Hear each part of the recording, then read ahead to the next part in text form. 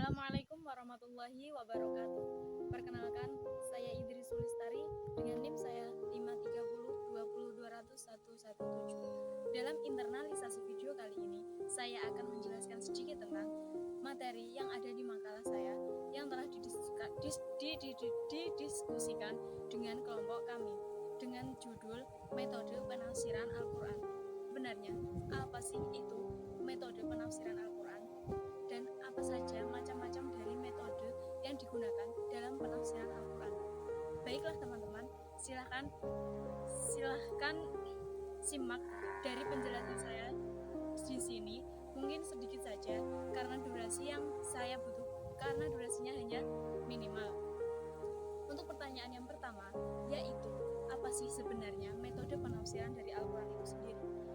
Dalam pengertiannya, metode penafsiran Al-Quran itu sendiri adalah cara-cara yang digunakan untuk menafsirkan dari ayat-ayat Al-Quran.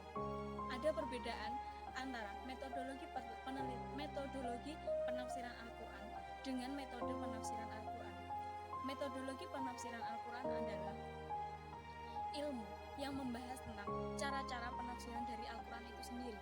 Sedangkan metode dari penafsiran Al-Quran yaitu cara-cara yang digunakan untuk menafsirkan ayat-ayat Al-Quran.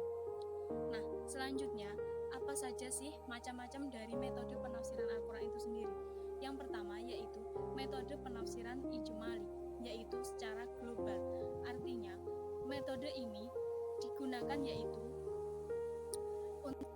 metode dari penafsiran Al-Quran dengan metode ijmali yaitu metode ini sudah ada sejak zaman Nabi Muhammad SAW.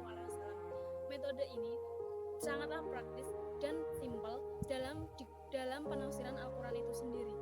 Metode ini sangat mudah dipahami oleh berbagai kalangan. Para mufasir menggunakan metode ini untuk mempermudah dalam penafsiran ayat Al-Quran yang ia tafsirkan. Contoh karya tafsir Al-Quran yang menggunakan metode tafsir ijmali yaitu karya dari As-Suyuti, kitab tafsir Al-Jalalain. Yang kedua yaitu metode tafsir tahlili. Metode tafsir tahlili sendiri adalah cara penafsiran Al-Quran dengan cara penafsiran Al-Quran secara analitik atau terperinci, di mana penafsiran Al-Quran tersebut dilakukan secara terperinci dan sangatlah objektif. Untuk itu, metode penafsiran dengan cara tahlili yaitu cara menafsirkan Al-Quran dengan menerangkan arti dari ayat-ayat Al-Quran dari segala seginya. Contoh karya tafsir yang menggunakan metode tahlili yaitu Tafsir Al-Quran Al-Azim karya dari Ibnu Katsir. Yang ketiga yaitu metode penafsiran Al-Quran dengan metode muqaron. Dari metode muqaron itu sendiri yaitu perbandingan cara penafsiran Al-Quran dengan membandingkan antara ayat satu dengan ayat yang lainnya yang sesuai dengan redaksinya. Yang keempat yaitu metode penafsiran dengan metode tematik atau maudhu'i.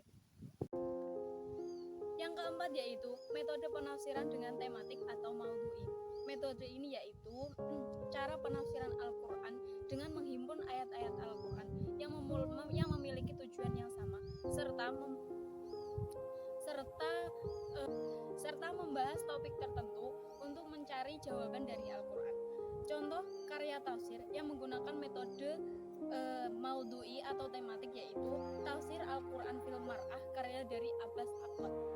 Itulah sedikit penjelasan saya dari makalah kelompok saya. Untuk autokritik saya terhadap makalah kelompok saya, secara keseluruhan menurut saya sudah bagus. Akan tetapi bisa ditambahkan lagi langkah-langkah dari metode-metode yang disebutkan. Jika tidak ada, perlulah diperbanyak materi atau pengembangan materi untuk makalah kelompok kami.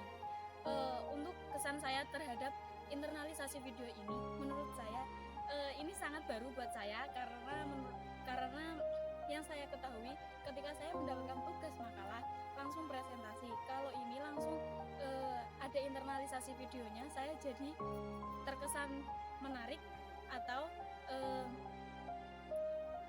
untuk untuk itu saya mencobanya dan saya berusaha untuk yang terbaik dalam internalisasi video kali ini. Cukup sekian yang dapat saya sampaikan. Mungkin banyak sekali kesalahan dan kekurangan yang saya sampaikan. Kurang lebihnya saya mohon maaf. Saya Indri Sulistari. Wassalamualaikum warahmatullahi wabarakatuh.